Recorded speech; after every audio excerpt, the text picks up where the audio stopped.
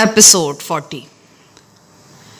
جب سب اوپر چلے گئے تو ہم نے کمرے کا دروازہ اندر سے بند کیا اور انورے کی چارپائی کو انورے سمیت اٹھا کر دیوار کے ساتھ کھڑا کر دیا۔ انورے سے میرا پہلا سوال یہی تھا کہ شہوار کا قیمتی ہار اس کے پاس کیسے آیا۔ میں نے نیلے رنگ والا کلپ اس کی آنکھوں کے سامنے لہراتے ہوئے 2-3 بار یہ سوال پوچھا۔ ایک پکے اور ڈھیٹ مجرم کی طرح انورے نے ایسے کسی بھی ہار سے مکمل لا علمی کا اظہار کیا۔ بہرحال اس نے اپنی زوجہ کا ہیئر کلپ ضرور پہچان لیا تھا۔ انورے کی باتوں سے میں نے اندازہ لگایا کہ ابھی تک اسے اس بات کا پتہ نہیں ہے کہ کلپ میں یہ نیلا نگینہ کہاں سے آیا ہے اور کس نے لگایا ہے، مگر انورے کی لا علمی سے ہمیں کوئی فرق نہیں پڑتا تھا۔ میرے لیے یہ بات تقریباً صاف ہو چکی تھی کہ شہوار کا ہار انورے کے پاس موجود رہا ہے اور یہ ہار اس نے اپنے گھر کی ایک نمکدانی میں چھپایا ہوا تھا۔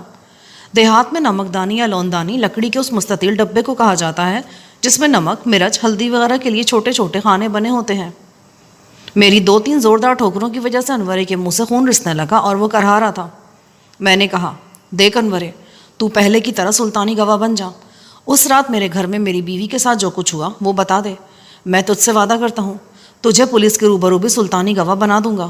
انورے نے خون تھوکتے ہوئے کہا، میں سچ کہتا ہوں چودھری خاور، اس بار تمہیں بڑی سخت غلط فہمی لگی ہے۔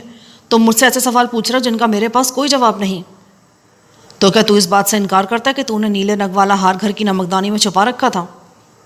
وہ کچھ دیر تذبذب میں رہنے کے بعد بولا، نہیں، یہ بات صحیح ہے، مجھے یہ ہار ایک صبح اپنے گھر کی چھت پر پڑا ملا تھا۔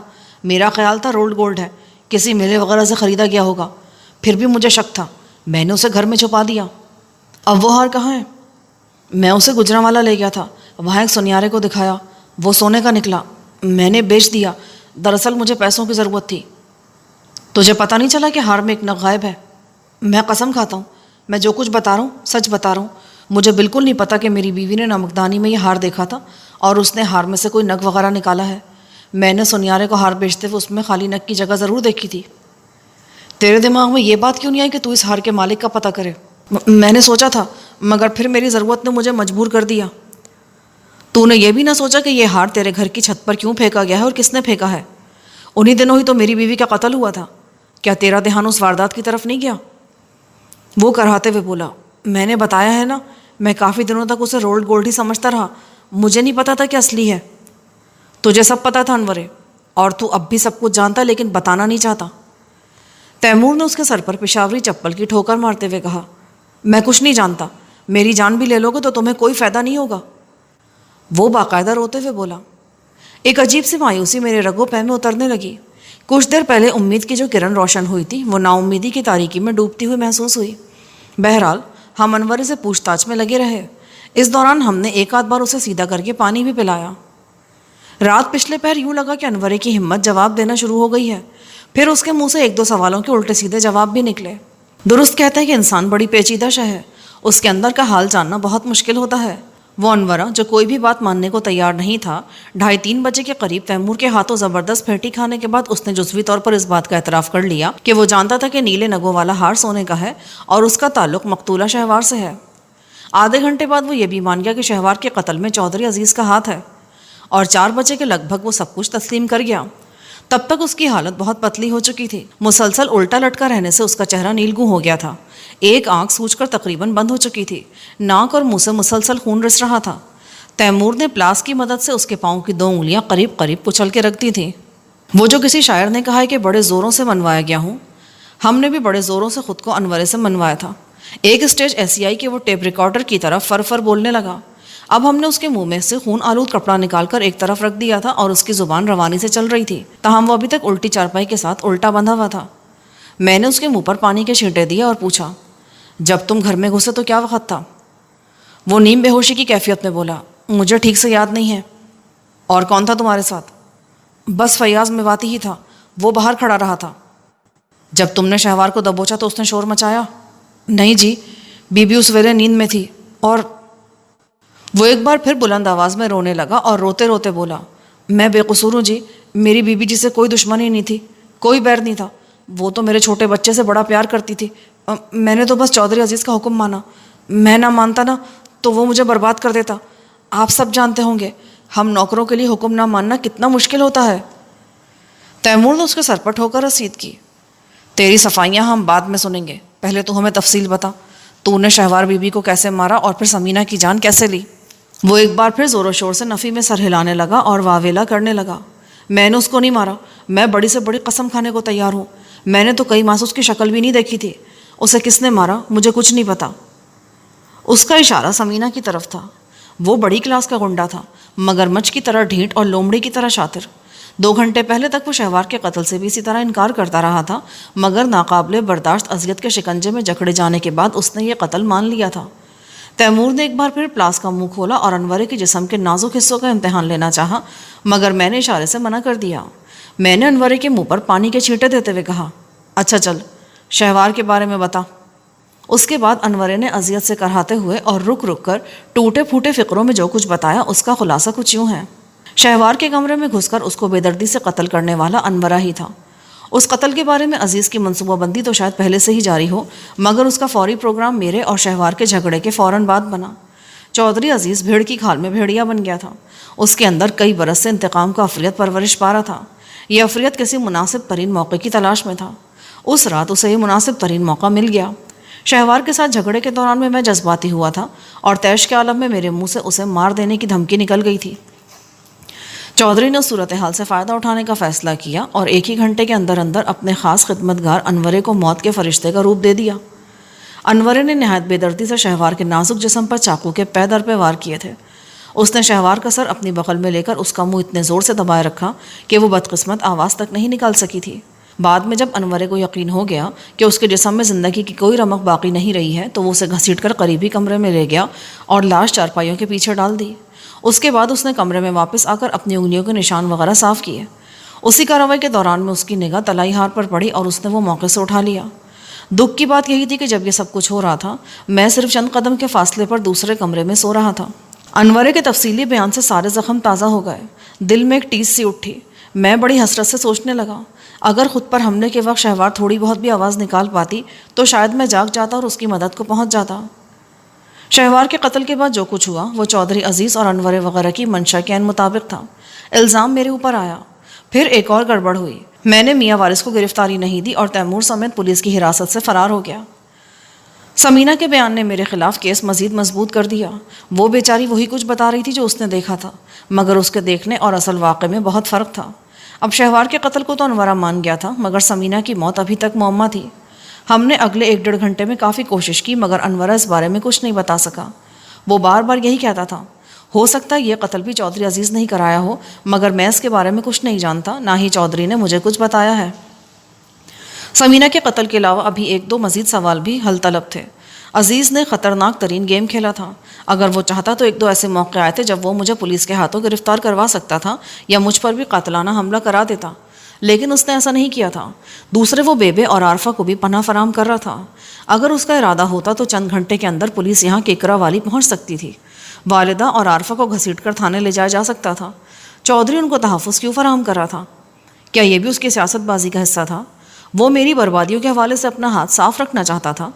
بلقیس اور دیگر لوگوں کو یہ بتانا چاہتا تھا کہ اس نے آخر تک میرا اور میرے گھر والوں کا ساتھ دیا ہے۔ کچھ سمجھ میں نہیں آ رہا تھا۔ انورے کو تو ہم جتنا نچوڑ سکتے تھے نچوڑ چکے تھے، اس سے زیادہ اس کے اندر سے کچھ نکلنے والا نہیں تھا، اور اس کی جان ہم نکالنا نہیں چاہتے تھے۔ یہ عدالت اور قانون کا کام تھا۔ ہم نے اگلے 1 گھنٹے میں تیزی سے چند فیصلے کیے اور میں واپس اپنی پناہ گاہ یعنی سائی ملنگے کے پاس قبرستان جانے کے لیے تیار ہو گیا۔ تیمور کو یہیں اختر کے گھر میں رہنا تھا اور انورے کو بیوی سمیت اپنی نگرانی میں رکھنا تھا، لیکن آخری وقت فیصلہ بدل دیا اور انورے کی نگرانی اختر اور اس کے ایک نوکر کے سپرد ہو گئی۔ رات کے آخری حصے میں ہم نے پھر گھوڑوں پر ایک طویل سفر کیا اور واپس اپنی پناہ گاہ پہنچ گئے۔ قبرستان کے اندر جنتر کے بے شمار درختوں میں سائی ملنگے کی کوٹیاں پوری طرح چھپی رہتی تھی۔ وہ صبح منہ اندھیرے باداموں والی بھنگ گھوٹنے میں مصروف تھا۔ ڈنڈے سے بندھے ہوئے گھنگرو چھنا چھن کی آواز پیدا کر رہے تھے۔ یہاں بیٹری سے چلنے والا ایک ریکارڈر ٹیپ بھی موجود تھا۔ سائیں کا ایک چیلا اشتیاق رانجھا اس ٹیپ پر بلے شاہ کی کافیوں کا کیسٹ چلاتا تھا یا پھر لوک گیت ہوتے تھے۔ میری آمد کے ساتھ ہی میرا محسن شاہ نواز بھی جاگ گیا۔ ہم دونوں علیحدہ کمرے میں جا بیٹھے۔ میں نے شاہ نواز کو ساری بات بتائی اور اس کی آنکھیں بھی حیرت سے کھلی کی کھلی رہ گئیں۔ شاہ نواز کے خیالات چودھری عزیز کے بارے میں کبھی بھی اچھے نہیں رہے تھے، مگر عزیز اور شاہ نواز کے بڑے بھائی نشاط میں اچھے تعلقات تھے، اسی لیے شاہ نواز اس حوالے سے خاموشی رہنا پسند کرتا تھا۔ پوری روایت سن کر اس کی آنکھیں بھی جلنے لگیں۔ میری طرح اس کے ذہن میں بھی وہی سوال پیدا ہوئے۔ وہ بولا، اگر عزیز اس حد تک چلا گیا ہے تو پھر اس نے تمہیں پکڑوانے کی کوشش کیوں نہیں کی؟ دوسری بات یہ کہ وہ تمہاری ماں اور بہن کی حفاظت بھی کر رہا ہے۔ یہ ساری باتیں وہ خود ہی بتائے گا۔ میں نے کہا مجھے تو لگتا ہے وہ تمہیں مارنے کے بجائے یہاں سے بھگانے میں زیادہ دلچسپی لے رہا ہے، شاید اس میں عزیز کو اپنے کچھ فائدے نظر آتے ہوں۔ میں نے اور شاہ نواز نے اسی وقت مشورہ کیا۔ اس مشورے کے بعد شاہ نواز نے ایک بندے کو فوری طور پر پیغام دے کر راجوال چودھری عزیز کی طرف بھیجا۔ اس بندے کے پاس میرے ہاتھ کا لکھا ہوا ایک مختصر خط بھی تھا۔ اس خط میں میں نے عزیز کو بتایا کہ میں اس کے پروگرام کے مطابق غلام خان کے ساتھ جانے کو تیار ہوں، مگر اس سے پہلے میں ایک بار اس سے ملنا چاہتا ہوں، کچھ ضروری باتیں کرنی ہیں۔ اگر آج وہ کسی طرح تھوڑی دیر کے لیے آ جائے تو اس کی بہت مہربانی ہوگی۔ توقع کے عین مطابق ہماری اس کوشش کا نتیجہ مثبت نکلا۔ چودھری کے وہم و گمان میں بھی نہ تھا کہ کل رات کیکرا والی گاؤں میں میری ملاقات اس کے ہرکار انورے سے ہو چکی ہے، اور انورے نے رات بھر الٹا لٹکنے کے بعد بہت کچھ اگل دیا ہے۔ چودھری شام کے فوراً بعد ہی ہمارے ٹھکانے پر پہنچ گیا۔ وہ ایک دوست کی کار میں آیا تھا۔ رونق علی بھی اس کے ہمراہ تھا۔ کار ڈرائیور کے طور پر فیاض میواتی آیا تھا۔ رونق کو ہلکا بخار تھا۔ تہ درتے گرم کپڑوں کی وجہ سے وہ اور بھی موٹا نظر آ رہا تھا۔ وہ جھپی بلکہ جن جھپڑ ڈال کر مجھ سے ملا اور بہت دیر تک گلے لگا رہا۔ یار خاورے، یہ سب کیا ہو گیا؟ تم کیا ہو گئے؟ ساری رونقیں شونقیں اپنے ساتھ لے گئے ہو۔ اب کون مجھے پرہیزے شریزے بتائے گا اور میری صحت کا خیال رکھے گا؟ پرہیزے بتانے سے بھی کون سا تمہارا بھلا ہو جاتا تھا رونق بھائی، بس تمہارا مزہ ہی کرکرا ہوتا تھا۔ اور چلو کچھ تو ہوتا تھا نا۔ اب سنا کہ تم کہیں جا رہے ہو۔ میں کہاں جا رہا ہوں؟ یہ تمہارے سامنے کھڑے بھیجنے والے۔ چودھری بڑے تدبر سے بولا، میں بھی کہاں بھیج رہا ہوں، بس حالات بھیج رہے ہیں، پر یہ سب کچھ عارضی ہے خاورے، ہم بہت جلد یہاں سب ٹھیک کر دیں گے۔ مجھے تو نہیں لگتا کہ اب جلدی کچھ ہو سکے گا۔ میں نے مایوسی سے کہا، کیوں نہیں ہو سکے گا یار؟ چودھری نے میرا کندھا تھپکا، ہم نے یہاں کو آرام سے تھوڑی بیٹھنا ہے، سمجھو ایک ایک دن گن کر کاٹنا ہے۔ ہماری کوشش ہونی ہے کہ جلد سے جلد تمہاری بے گناہی ثابت ہو سکے اور کوئی ٹھوس ثبوت مل جائے۔ ٹھوس ثبوت ملنا ہی تو مشکل ہوتا ہے چودھری، لوگ بڑی صفائی سے کام کرتے ہیں، اپنے پیچھے نشان تک نہیں چھوڑتے۔ لیکن یہ بھی تو کہا جاتا ہے نا کہ ہر مجرم کہیں نہ کہیں کوئی غلطی ضرور کرتا ہے۔ چودھری نے ایک بار پھر بڑے تدبر سے سر ہلایا، موکھلوں یا لمبڑوں نے بھی کہیں نہ کہیں کوئی نشان ضرور چھوڑا ہوگا، پر یہ بھی تو ہو سکتا ہے کہ ہم موکھلوں لمبڑوں پر شک کرتے رہیں مگر یہ کام ہمارے اندر کے کسی بندے کا ہو۔ میں نیم تاریکی میں چودھری کے چہرے کا بدلا ہوا رنگ دیکھ نہیں سکا، لیکن مجھے یقین تھا کہ رنگ بدلا ضرور ہوگا۔ اس نے بڑی محبت سے ایک بار پھر میرے کندھے پر ہاتھ رکھا۔ تم ان باتوں کے لیے اپنے دماغ کو پریشان نہ کرو۔ جن لوگوں نے تمہارے خلاف سازش کی ہے انہوں نے دراصل ہمارے خلاف کی ہے، حویلی کے خلاف اور جاگیر کے خلاف سازش کی ہے۔ ہم انہیں کسی صورت معاف نہیں کریں گے، یہ تو بس ایک عارضی انتظام ہے۔ وہ کیا کہتے ہیں کہ جس طرح تیز آندھی میں درخت ذرا جھک جاتے ہیں، ہم بھی جھکے ہیں۔ بالکل ایسا ہی ہے یار۔ رونق علی نے تون اور سر ایک ساتھ ہلا کر تائید کی۔ رونق اور چودھری کی باتوں سے مجھے پتہ چلا کہ پچھلے چند دن میں راجوال کے اندر بہت کچھ تبدیل ہوا ہے۔ راجوال میں لمبڑوں اور موکھلوں کی مار دھاڑ کے بعد لوگ بے حد مایوس تھے۔ خود بلقیس بھی مایوسی کا شکار تھی۔ اس نے بڑوں کے اکٹھ میں کہا ہے کہ وہ جاگیر کا انتظام چلانے میں بڑی مشکل محسوس کر رہی ہے۔ ایک عورت ہونے کی وجہ سے وہ علاقے کے زمینداروں سے زیادہ میل جول بھی نہیں رکھ پاتی، اسی لیے وہ چاہتی کہ قاری مختار کی کرسی کسی اور کو سونپ دی جائے، کم از کم تب تک جب تک حامد اسے سنبھالنے کے قابل نہیں ہوتا۔ پھر کیا فیصلہ ہوا ہے؟ میں نے چودھری سے پوچھا۔ ابھی کچھ نہیں، یقین کرو خاور، مجھے اب قاری مختاری کا کوئی شوق نہیں رہا۔ لوگ جب مجبور کرتے ہیں تو میرا دل ہولنے لگتا ہے، پر جب میں آلے دو آلے دیکھتا ہوں تو کوئی ایسا نظر نہیں آتا جسے ذمہ داری دے سکوں۔ کسی اداکار کی طرح عزیز آنکھوں میں ہلکی سی نمی لے آیا، جیسے والی جی کا غم پھر اس کے دل میں تازہ ہو گیا ہو۔ میرے سینے میں آنکھ سی بھڑکنے لگی۔ چودھری وہی کچھ کر رہا تھا جس کی اس سے توقع تھی۔ ابھی میں یہاں سے فرار نہیں ہوا تھا، چودھری نے پہلے ہی جاگیر کی کرسی پر اپنے پنجے گاڑ لیے تھے۔ میں خاموش رہا تو چودھری نے کہا، تمہارا کیا خیال ہے خاور؟ اگر بلقیس نے واقعی مختاری چھوڑ دی تو پھر کیا کیا جائے؟ ایسے میں تو تمہارے سوا کسی اور کا نام ذہن میں نہیں آتا چودھری۔ بہرحال اس بارے میں تفصیل سے بات کر لیتے ہیں۔ ہاں، ایک دو باتیں مجھے بھی پوچھنی ہیں، ایک دو قانونی نقطوں کے بارے میں تم سے بات کرنی تھی، اور کچھ زمین کا معاملہ بھی تھا۔ چلو آؤ، یہاں کافی سردی ہے، اندر ذرا تسلی سے بیٹھتے ہیں۔ میں نے کہا۔ میں، چودھری عزیز، تیمور، رونق، شاہ نواز اور سراج وغیرہ سائیں ملنگے کی کٹیا سے نکل کر واقع پیچھے کمروں میں چلے گئے۔ یہاں بڑے کمرے میں پکے کوئلوں والی انگیٹھی دہک رہی تھی، زمین پر مونگ پھلی کے چھلکے بکھرے ہوئے تھے اور کھوٹیوں سے کپڑے لٹک رہے تھے۔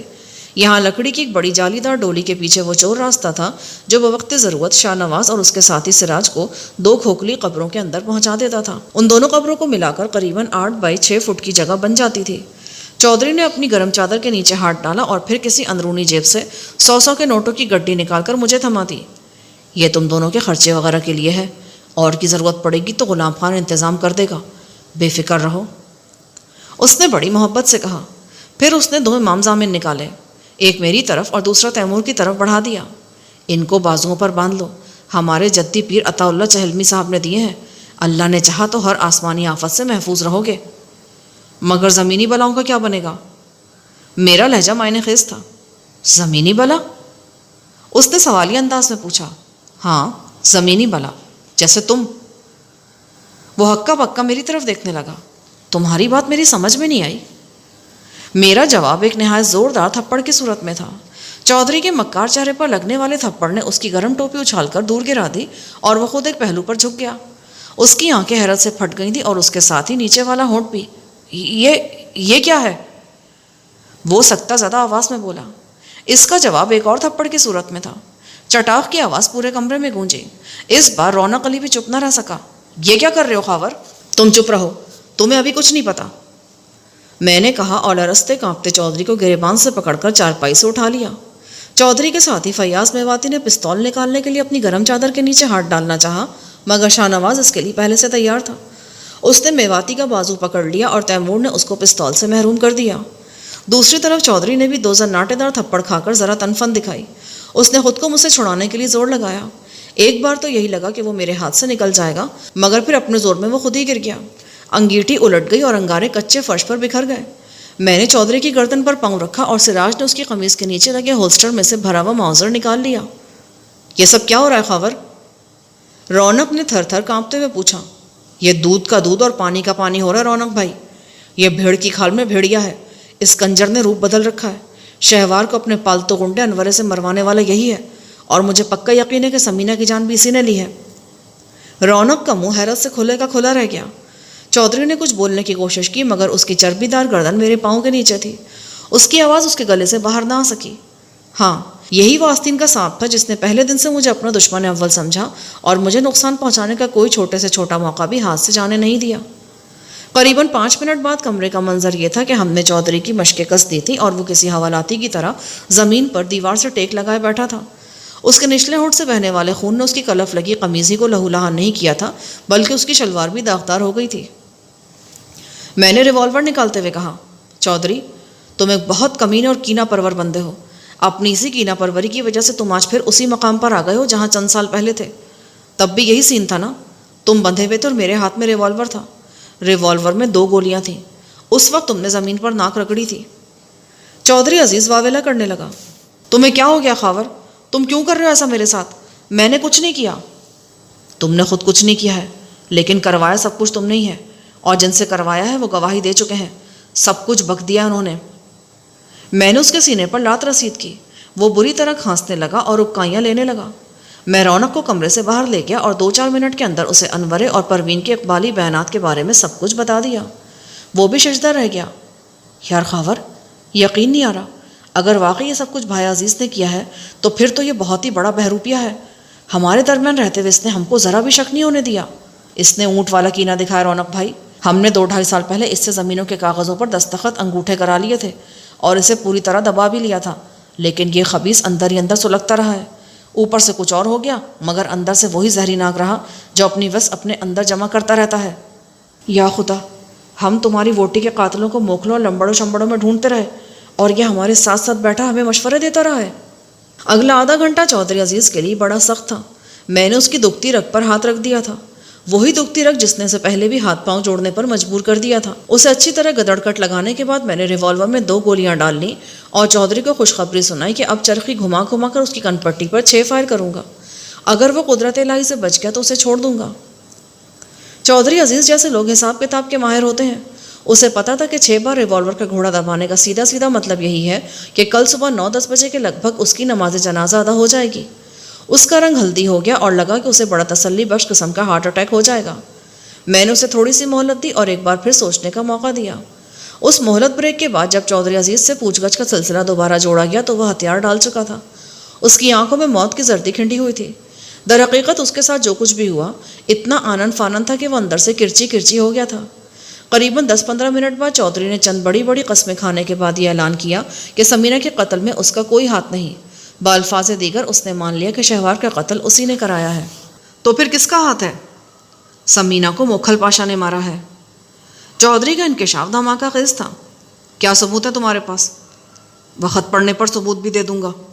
کیوں مارا گیا اسے؟ موکھل پاشا کو پتہ چل گیا تھا کہ لڑکی اپنا بیان بدلنے والی ہے۔ اسے کیسے پتہ چلا؟ جب سمینہ تم سے ملی، پاشے کے بندے تمہارے آس پاس موجود تھے، انہوں نے تمہاری اور سمینہ کی کچھ باتیں سن لی تھیں۔ میری آنکھوں کے سامنے بارش کی وہ رات آ گئی جب میں آخری بار سمینہ سے ملا تھا۔ اس رات کے سارے مناظر میری نگاہوں میں گھومنے لگے۔ تمہیں کیسے پتہ چلا کہ یہ موکھل پاشا کا کام ہے؟ ہمارے مخبر رملی نے ٹو لگائی تھی۔ چودھری عزیز نے ہکلاتے ہوئے جواب دیا۔ اس کے انداز نے واضح گواہی دی کہ وہ جھوٹ بول رہا ہے۔ وہ اب بھی بہت کچھ چھپا رہا تھا۔